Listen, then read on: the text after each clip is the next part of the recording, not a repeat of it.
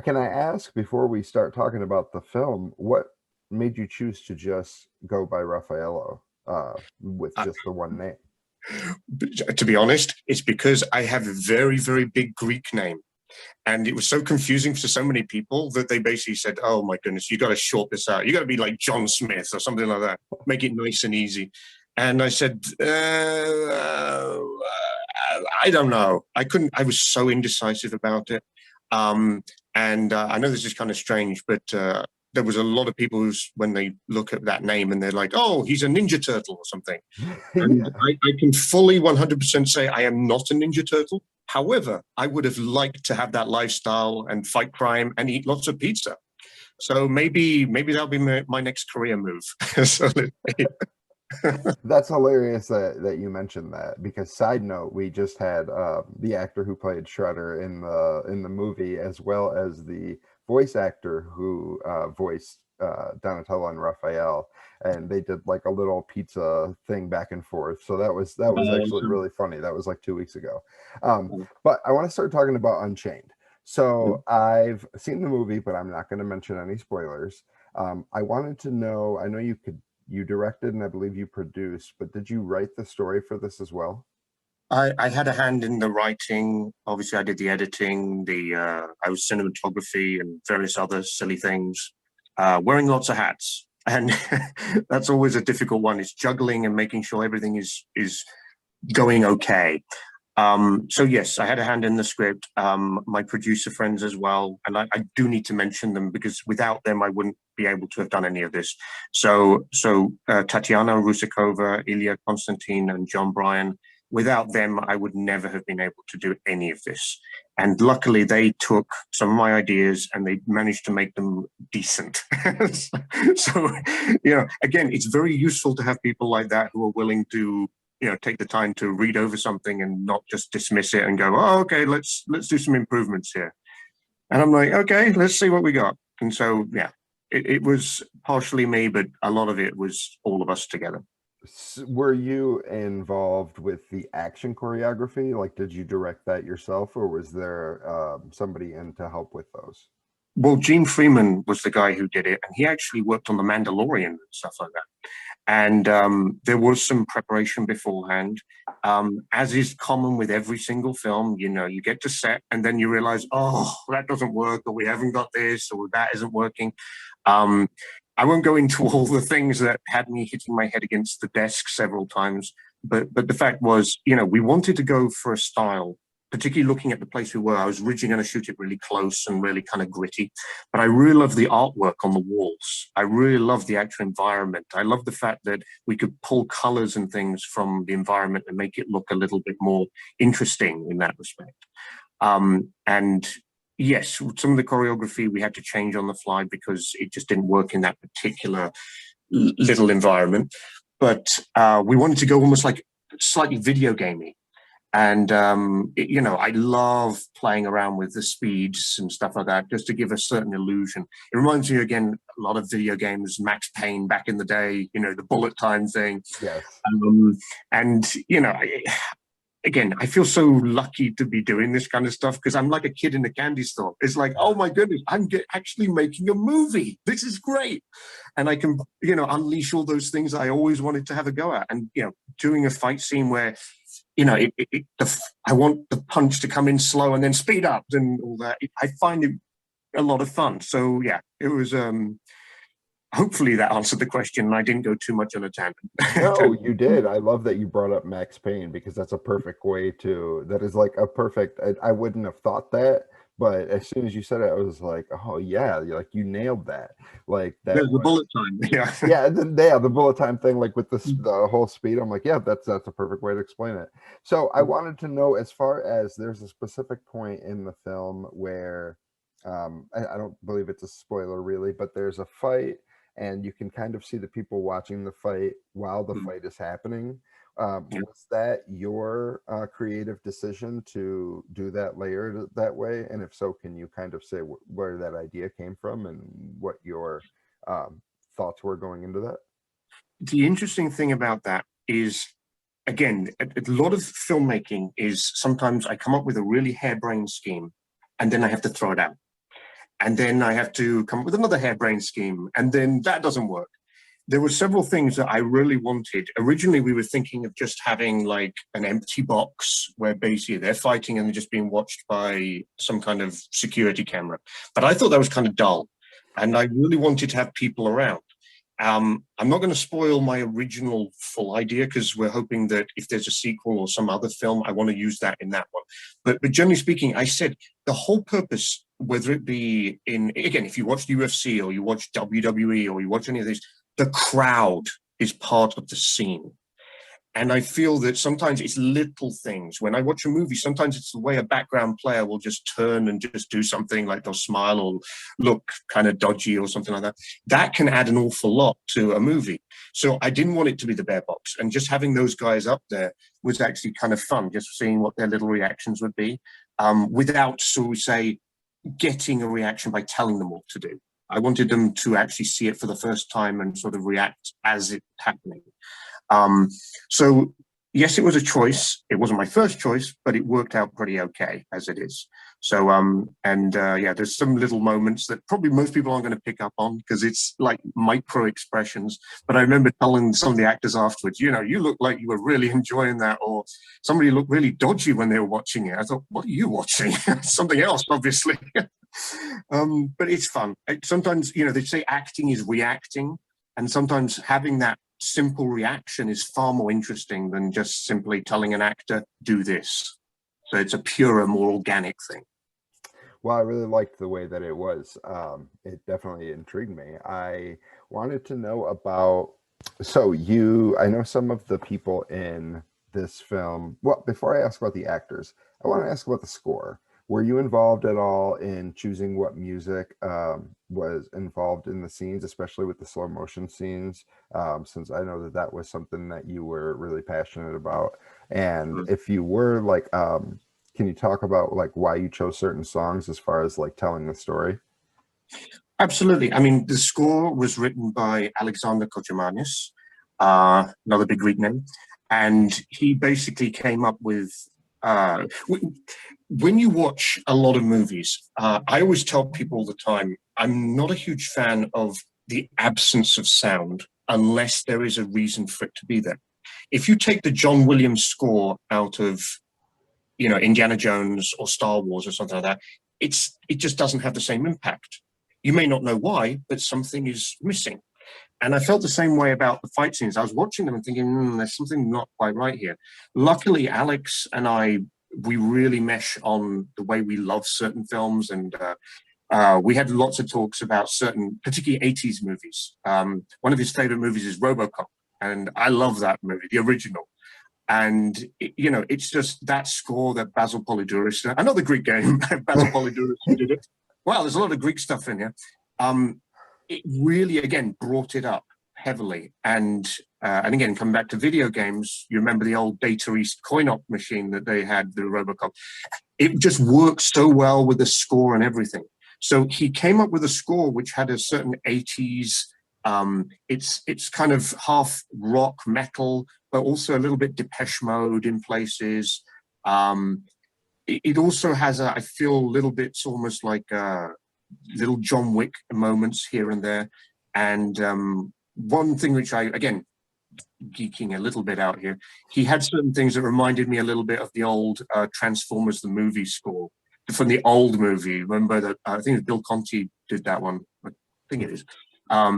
He also did the Rocky soundtrack, and we wanted little things like that that, you know, harken back to these kind of, I would say, more innocent days. And I think he really nailed it. In addition to the score, obviously he did a couple of other tracks in there on the trailer and things. Karma Calling is his song on there, which he also performed. And our lead actress, Mare, also did a song called Freedom, which is the song that goes out on the end credits. And as you can see, a lot of people wearing a lot of hats. Mare, obviously, she's basically being the glue of the entire performance as the lead actress, and she provided this wonderful song for us in the credits too. So again, collaborative process. A lot of people coming together and saying, "Hey, can we do something here? Let's see what we can come up with. Let's elevate what we have and see what happens." That's awesome. I didn't know that she sang that. Was that something that was planned when you guys were putting it together? Is it something that after she had already filmed everything that you guys decided to have her sing that song for the credits? She had sung it previously, and when Alex completed the score, we really loved what he did, and it was really thumping. And we just, as we were coming in, it was actually, I think it was one of the producers who suggested, hey, how about we have something closing which is somewhat simpler? And because it's her singing about fighting and freedom and all this kind of thing, for those who know it's her song, it adds an extra level to all this. It's also really nice that the song blends really nicely into Alex's piano music at the end. So, because they go in the same key. And I thought, well, that's lovely happenstance right there. So let's go with it. So I didn't ask her to do it. She had already done it, and it just seemed to fit. It was just a glove that was ready for us to put on, and it just worked. That's awesome. So with the actual actresses, like I don't know all their names, but I think Mare is the main, is that Yes, the name? yeah.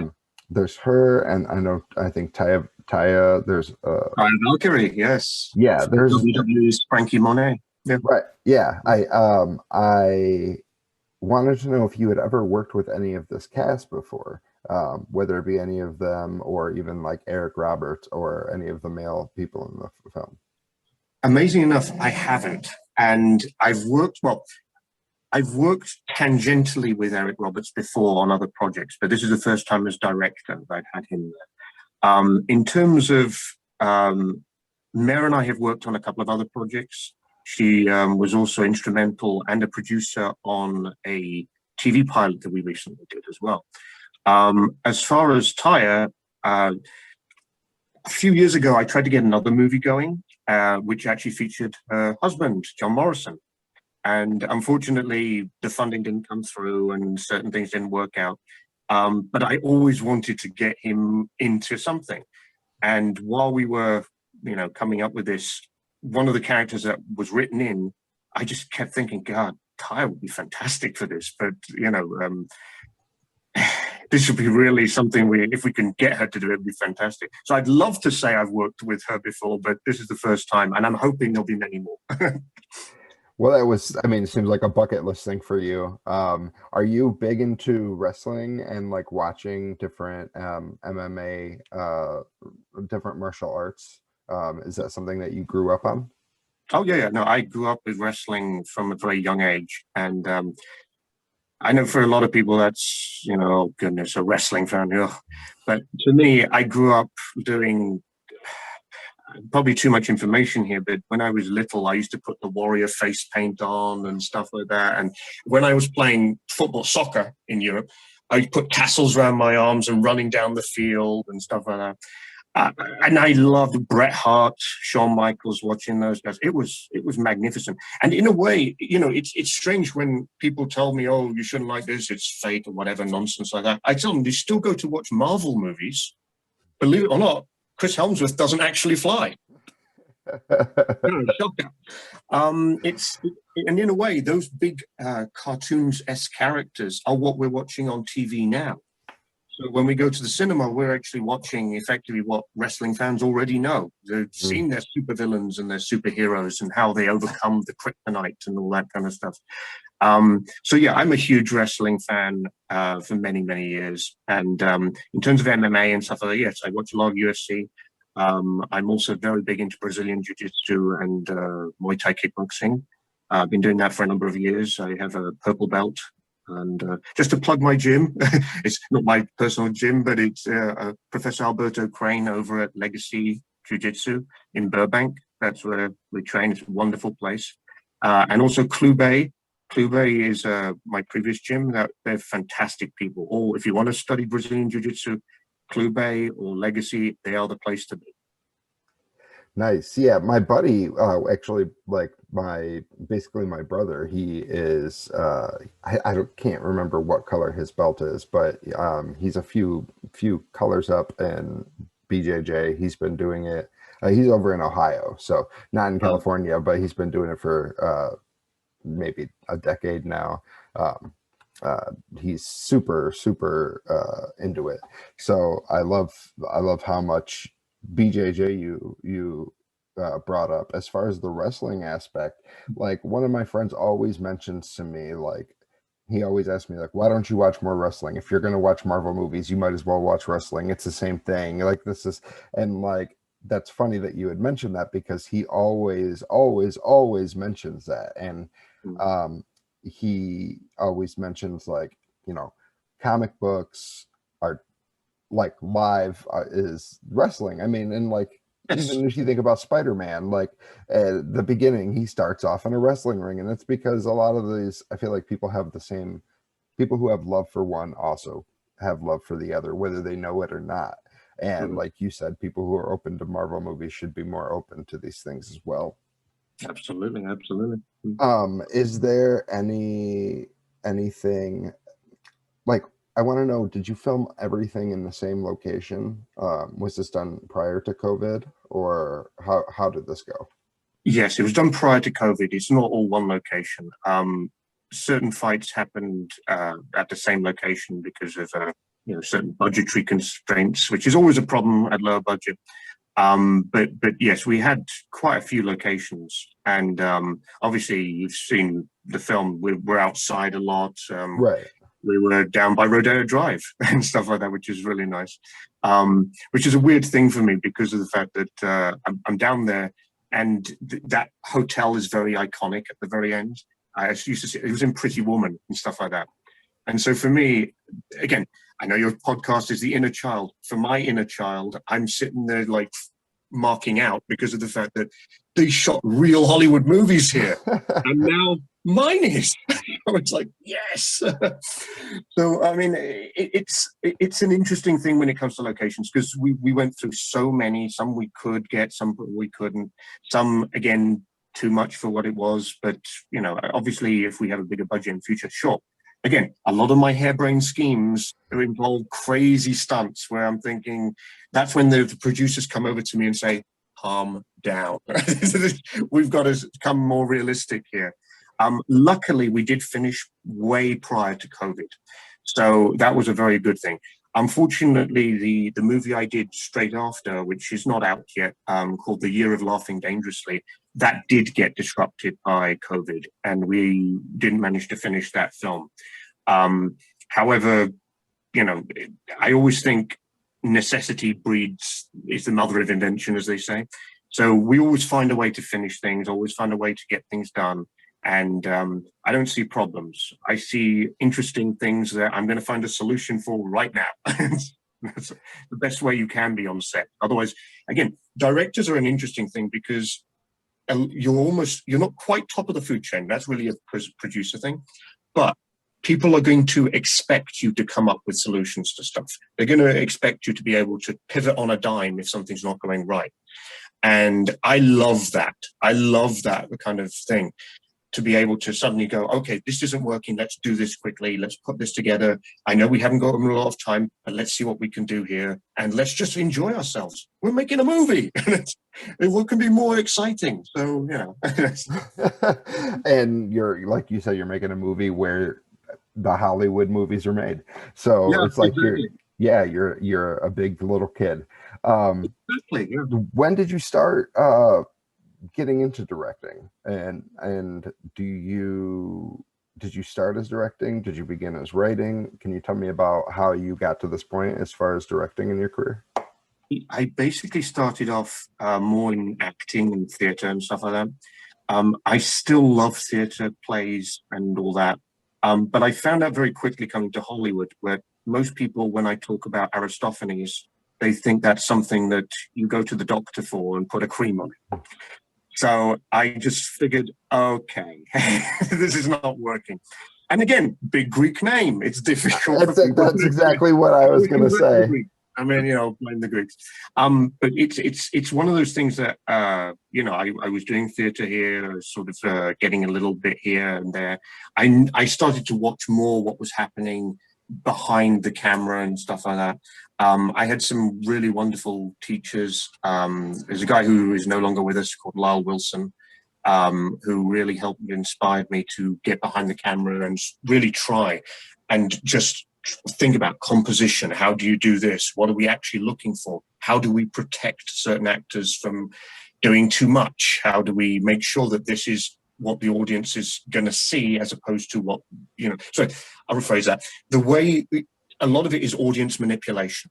You need to make sure that the audience can see what they need to see so they can see the story as it progresses. And that has always been a very, very difficult thing. The other reason I got behind the camera was I woke up one day and took a look in the mirror and I realized, man, I have a great face for radio. So it's probably just as well I ended up behind there. Hey, I feel you. I'm a podcaster. I only recently started doing video stuff. Yeah. This is alien to me, but unfortunately COVID has made this the norm. So yeah. Exactly. Yes. Now, fortunately, everybody knows how to do Zoom, so it's a lot easier to do these things. But a year ago, I was doing these interviews over the phone, and like the quality is not good. So Zoom is king as far as audio goes, and video is getting more comfortable too. Do you still have plans to do any more theater in your life, or are you focused on directing and trying to get into more films, like potentially a sequel to Unchained? Well, that would be very nice if there was a sequel. We have actually started work on another film as we speak. But yes, theatre, I think, is almost the purest thing. That's where you really can find out what an audience reaction is. There is a wonderful thing that an actor has when they hit the stage, and they can draw from the audience. They feel it. You can't get that from film. You can film what you think is brilliant, show it to an audience, and they're like, I don't get it. I don't watch it. But in real theatre, there is no escape. You can feel it in the air, if it's bombing or not. And the other thing which I love about theatre, and again, when you're doing a really good performance and you're really giving it all, when you come out at the end just to take your final bow, you are exhausted. Everything is just like, the world collapses around you and you just realize, oh my goodness, it's almost transformative. So I could never really give it up in that sense, even though I realize there's no money in theatre, unfortunately. But directing allows me to try and shift that love that I have for performing or for storytelling into the new medium. Because let's be honest, the filmmaking is how it's going to communicate to any generation now. Because you ask a child these days, they don't want to go and see a Chekhov play or something like that. They want to go and see like Doctor Strange and stuff like that. I mean, why not? Something they can pronounce without a Greek name. Exactly. Yeah. Who needs these Greeks anyway? But for me personally, there's always part of me that looks. All stories have already been told. Whether we like it or not, there's a reason why you can go back to Euripides and you look at Medea and suddenly realize, hey, these are these recent movies we've just seen. Shakespeare and stuff like that. We're still seeing variations of Romeo and Juliet across every medium. So I'm always very cognizant of the fact that we are building on the shoulders of those who came before us. And I love that. I love to be able to think that I'm part of that beautiful long trek chain of people since the early days of the Rhapsodes, when Homer decided, or whoever you believe Homer might be, to tell stories, to be able to excite people around, to make them forget about pandemics and stuff like that, and just have a bit of escapism. Because ultimately, that's what it really is about. It's about us being able to lose ourselves in something completely different and just enjoy ourselves at the end of the day. That's incredibly well put. Like, wow. So before I wrap, I wanted to know, did you always have the end of Unchained, without any spoilers, did you always have the end left open to a potential sequel, or was it originally like made as a closed story? That's an interesting one. And again, this is another one of my kind of trying to do a lot and always thinking long term. I always believe, again, without giving up too many spoilers, some of the most interesting things that you can do is leave a certain amount up to audience, their interpretation. So there are certain things in this movie when we had in some screenings where people didn't know, hang on a second, is that what really happened, or is this what really happened? And okay, what's going on there? And I like that kind of thing. It's the kind of thing that, you know, when you watch The Graduate, at the very end of it, you're thinking, oh, are they going to live happily ever after? I always like those kind of things where, not to say that we weren't concluding this chapter, but it leaves a little bit open should we wish to revisit it in the future. And let's be perfectly honest, everything is based on franchises anyway. So if there's franchise potential and people seem to like this movie a lot, and somebody comes to me and says, hey, let's make Unchained 2, Unleashed, or something like that. Who knows? And I'd be sort of like, yay, let's do this. Nice. Okay, so then before I wrap, I always like to give people a chance to say anything that maybe they want to mention that they haven't been asked, or even plug any of your other projects, or any social media that you might have and you want people to follow you on. Okay, well, I should have a prepared statement for this kind of stuff, shouldn't I? No one does. It's okay. No one does. That reaction was the same reaction I get from everybody else. Well, ultimately, I mean, first and foremost, I really, as I said before, I want to thank my producers for having faith in my crazy visions and my lunacy sometimes on set, where I'm trying to do things where they're telling me, you know, we need much more money to do this kind of stuff. And, you know, and obviously my cast, Mayor and people like that really helped the thing together. Larry was beautiful as the bat-wielding Warden Georgia. I kept telling him, no acting required there. You just come off as a complete, I'm not sure if I can say the word, but anyway. yeah, no, you can say it. It's fine. I'm going to try and keep it as clean as possible, but he did really good in that sense that we all hated him by the end of it. Oh, yeah, he was great. Yeah, he's great. And of course, people like Rock Riddle, he's 3-time Hall of Fame pro wrestler. He took the script and sort of improved on it and did a wrestling promo and just came out with this wonderful piece that when he finished, people are just applauding. And I was thinking, we need to have more of this, definitely. And of course, Taya. I mean, Taya really was wonderful. And I'm so happy that she's now on NXT as Frankie Monet. I was, you know, watching her wonderful premiere on NXT, and it was great just watching her squash her opponent. She's absolutely amazing, and I hope that she will one day headline WrestleMania. So that'll be fantastic. In terms of me, I mean, and again, let me also thank Alex for the music score, because honestly, without that, it's nothing. It really is. I feel music is such an important part of the art of which we do. And Alexander really knocked out the park. He did a fantastic job there.